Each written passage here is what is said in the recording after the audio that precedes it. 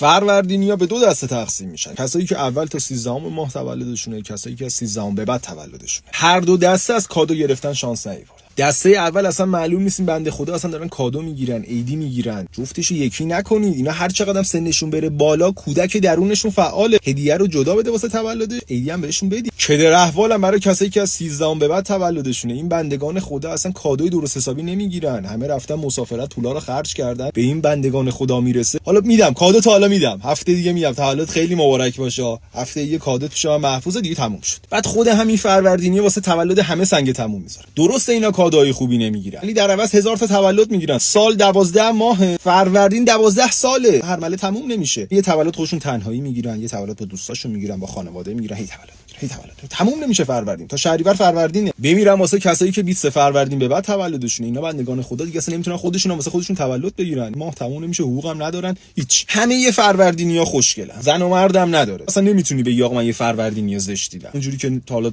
یه افغانی چاق ندیدی. فروردینیا عجیب خوش تیپن، ولی ظاهرشون با پول توی جیبشون یکی نیست. سر را دور میبینی خوش سال براد پیت، دختر سلنا گومز، موجودی حسابو میبینی 22500 تا. اصلا انتقاد پذیر نیستم. میگه ازم انتقاد بکن، ازش انتقاد میکنیم که دهنتو ببند. مثلا کی گفته تو راجع به من نظر بدی؟ خیلی هم خوبم. فروردینی خوشگل و جذاب. تولدت خیلی خیلی مبارک باشه. شما باعث میشی شهر زیباتر بشه، چون ژنتون زیباست.